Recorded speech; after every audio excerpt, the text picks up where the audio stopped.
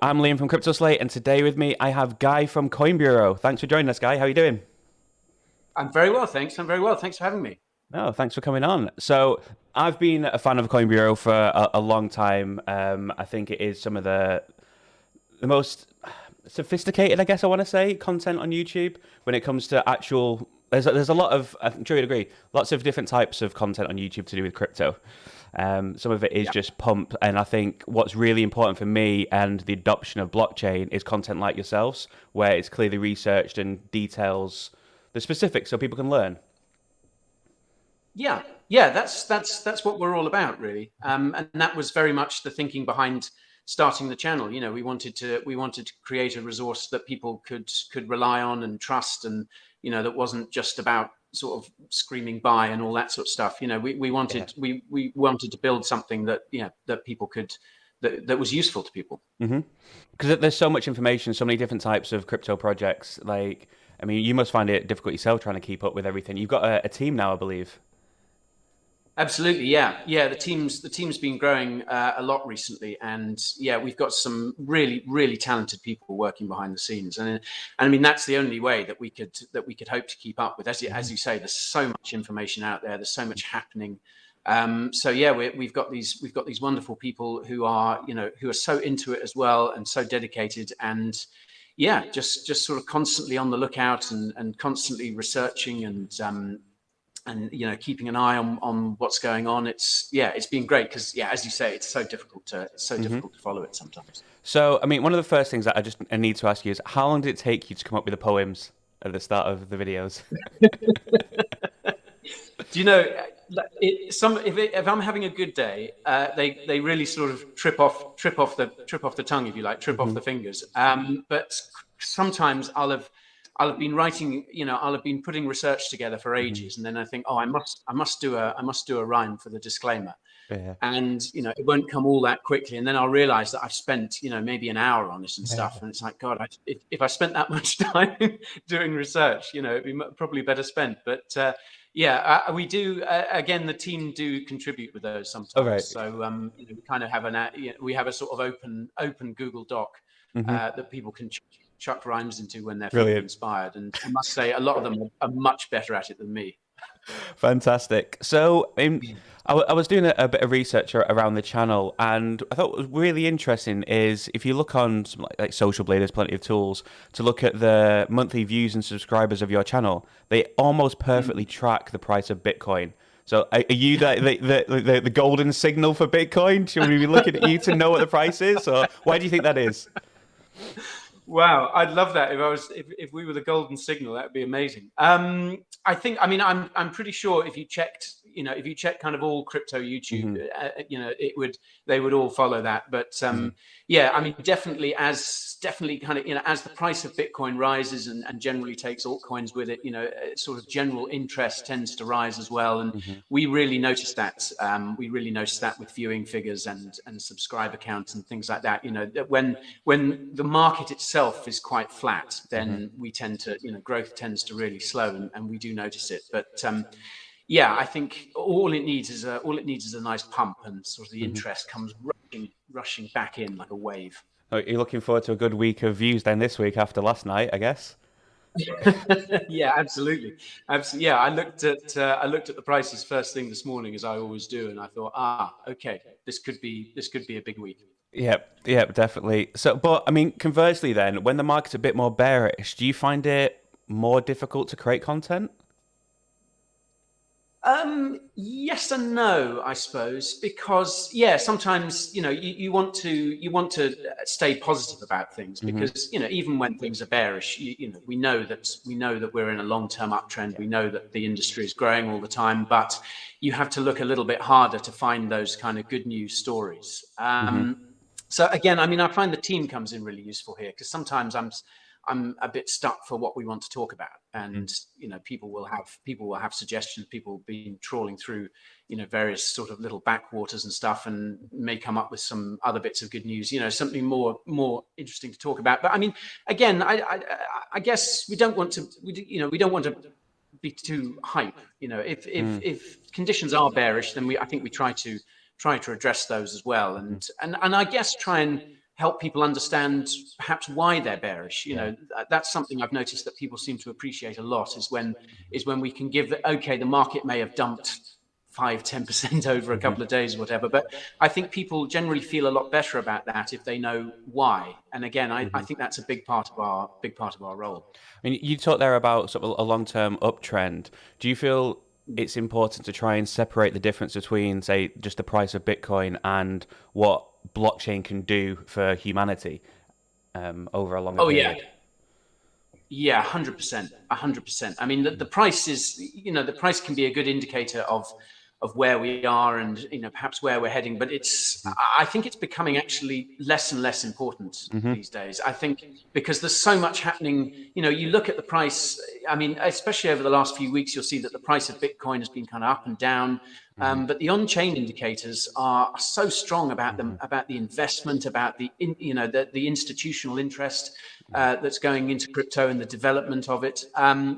So I don't think, I think price is only one sort of indicator that we have to look at. And as you say, like the future of the industry is so bright, and what it can do. I mean, I think we're only really scratching the surface of what blockchain can do and what it's going to make possible. So price is just one thing. Yeah, I explained it to my mum. I kind of view it as something like in, like, say, early 2000s when we had the internet, or 1995 when internet first started to come.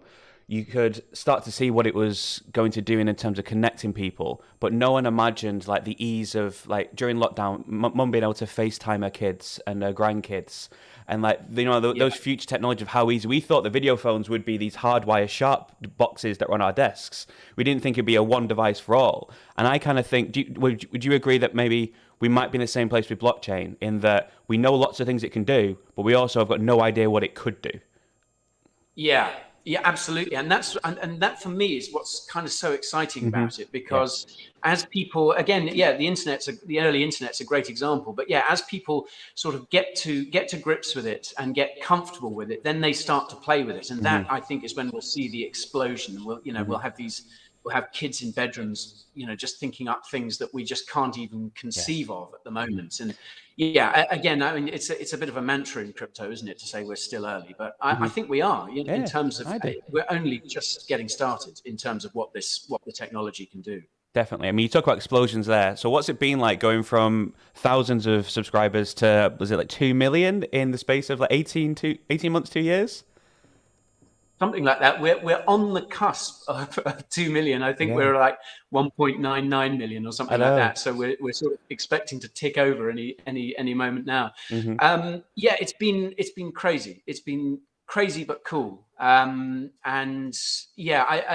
have been times when I've sort of been looking at the subscriber counts going up and been thinking about that too much. And actually, one of the things that's been really useful over the last 18 months, 2 years, is just kind of park that, not worry about that, just focus on the content. But I mean, I won't lie, it's a really exciting, sensation, I guess. And I think the other thing that kind of comes with it is you feel kind of the responsibility grows and stuff, because I mean, we always focus hard on research and accuracy and telling it like it is in the early days, but the need to do that, the need to kind of double check, check your facts again and again and again, only grows as you get more followers, because your responsibility grows. But I guess but it's a great feeling it's a great thing to feel like we're contributing to the industry. We're making a sort of progressively bigger contribution. So it's been great, but a little sort of not overwhelming, but mind blowing. No, definitely. I mean, it's a fantastic growth. I mean, one of my next questions was going to be, and I think you've almost probably answered, is do you ever feel drawn to having to create more sensationalist content like the rest of YouTube in order to gain more interest and more followers? No, I mean, I won't lie. Viewing figures are really important to us. It's something that we do keep an eye on, and we do, we do pay attention to those when we're deciding what we're going to cover. Because if we feel that something won't get many views, then it's perhaps not worth our time, or will be better done at a later date. So we do pay attention to those sorts of things. But no, as far as kind of sensationalist stuff goes, I think one of the reasons that we've attracted a lot of followers is because I think people kind of like and respect the fact that we don't sensationalize, we don't hype things up too much. Because I think I think they can trust us more with that. And I don't mind getting lower viewing figures if we're, so long as we're not sensationalizing. Yeah, no, I can completely see that. I mean, one of the things that I do see in your content that I find actually quite refreshing, but I really wanted to get your take on it, is you can come across quite anti-establishment at times with your views on things. You're very critical of, say, central banks and the need for decentralization of the system. Why? So my question is really, why are you so passionate about crypto for people? Well, I think decentralization, I feel is a form of individual freedom. And I think that crypto makes that possible. Crypto is giving us the opportunity as individuals to achieve that. And I mean, as far as the kind of anti-establishment thing goes, I mean, I think my views are generally in line with the rest of the crypto industry. I mean, I really feel that central banks, these institutions, they've let us down so badly in the last few years, especially. I mean, for a long time, but especially in the last few years. And that's why really Bitcoin came about. That's why we have cryptocurrency now. So I mean, I think I guess I'm passionate about it because crypto gives us something to push back against this status quo with. It gives these institutions a run for their money, and I hope. I mean, I'm not that confident of it, but I hope that it will force these institutions to sort of to look at themselves and think how they can better serve the people, which is what they are supposed to do, and to my mind, haven't really been doing. Definitely. I mean, on that basis, I mean, 20, 30 years ago, we weren't getting, sort of green parties came in kind of around Europe. Could you imagine a world where we start seeing sort of blockchain, crypto-related political parties? Oh yeah, absolutely, absolutely. I think it's going to become a massive issue. I mean, I think you're already seeing that, especially in the US. A lot of politicians are waking up to the fact now that crypto and blockchain are important to people, and that it's becoming a more and more of a hot button issue. And what's interesting, I think, is that it doesn't have to be a partisan one. I mean, I know that there's talk that sort of Republicans tend to be more into crypto and Democrats less so. I don't think that's necessarily reflected in the makeup of voters. I think voters across the spectrum are pro crypto, and I think we're definitely going to see that become a much bigger issue in the US, and that's going to spread to Europe and the rest of the world. And I think as people trust their governments less, and as people trust things like the dollar less and less, the financial system that we have at the moment, and I think also as well, younger voters are going to play a really big role. Young people are so into crypto. They are the ones who are going to shape it in the next few decades, and they're obviously going to become more and more politically aware and politically active. So I think that they will probably drive that massively over the next sort of 10, 20 years. So short answer, I think it's going to be a huge issue. Yeah, I just looking forward to seeing what the political parties' logos are going to look like for the crypto parties. It's interesting because I think crypto and blockchain, it presents an actual kind of genuine existential threat to politicians and parties. I mean, you've got DAOs, decentralized autonomous organizations. They I think could be a genuine threat to the political status quo. And a genuine alternative, because we just day after day we have examples of how fallible politicians are. Fallible at the good end and just plain corrupt at the bad end, at the other end. So I think that's something that politicians really need to think hard about. I think they themselves could be under threat from crypto, not just as an issue, but a kind of existential thing as well. That'd be very interesting. So to jump back to what you're saying about the team growing, is it what's allowed you to put on your own event? I mean, it sounds really exciting. There's a real live crypto event going on in London. Tell us more about this. Yeah.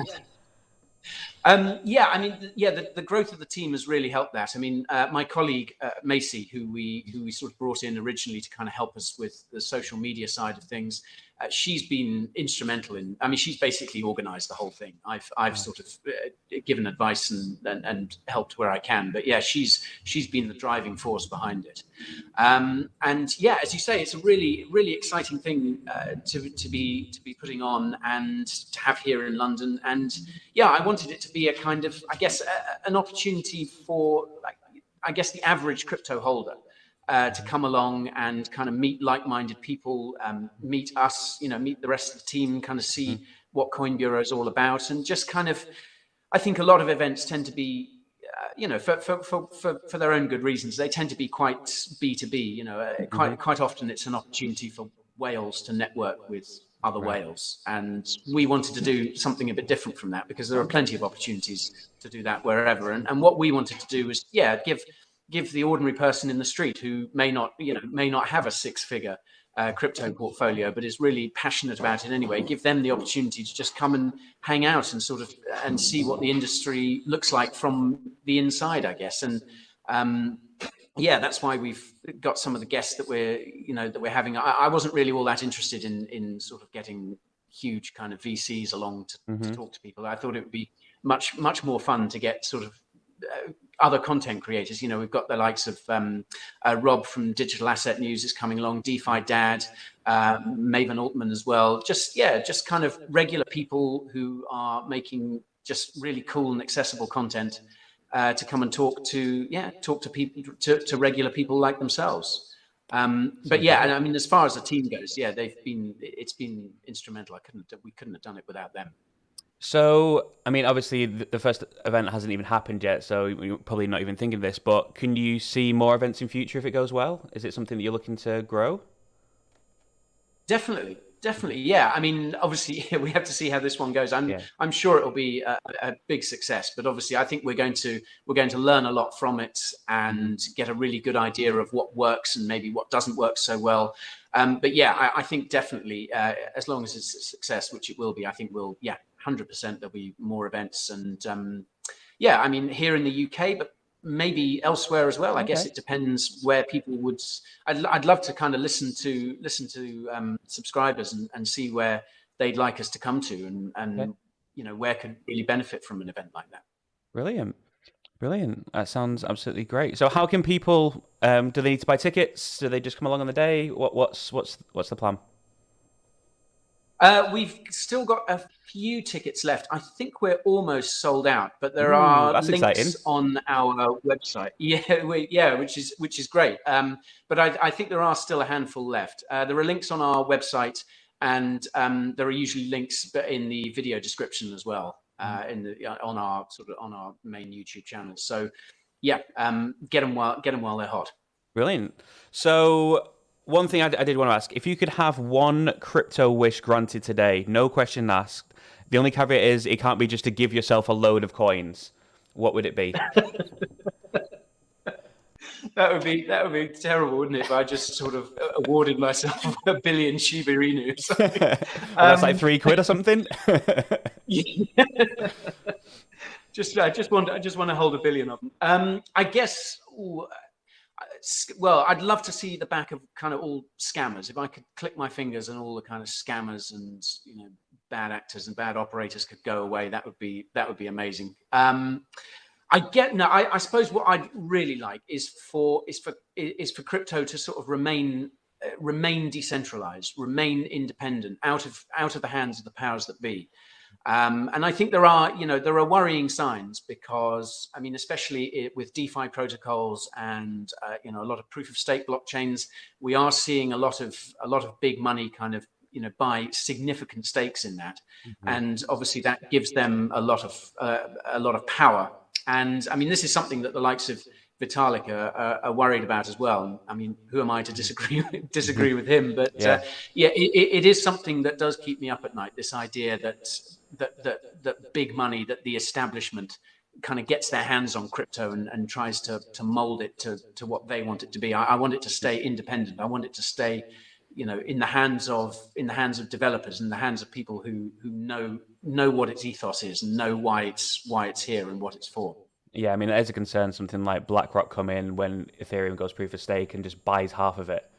Like, what happens? Like, liquidity's not there for that, but but you do see these. You are seeing these huge institutional buys and these big investments from kind of legacy players. And I mean, on the one hand, it is good. It's great that the industry is attracting investment, and that is going to make it stronger, and it's going to give it a lot more lobbying power. So it's going to make it harder for politicians to take it on. But there is a real flip side to the coin, and that is, how much power are these big players going to accumulate for themselves? So although we should celebrate investment, it shouldn't be under any illusions that it constitutes a big threat as well. Yeah, I can definitely see that. Well, I won't keep you any longer. Thank you very much for your time. If anyone watching isn't already subscribed, Coin Bureau on YouTube, coinbureau.com, the website? Yes. Yep, coinbureau.com is our website. Yeah, that's all the kind of sort of news, longer form articles, things like that. And we're on TikTok as well. We've got the Coin Bureau podcast. Where else? Instagram, Twitter, all the places you'd expect. Brilliant. Okay, well, thank you very much for your time today, Guy, and I'll see you at the event. Lovely. Yeah, looking forward to it, Liam.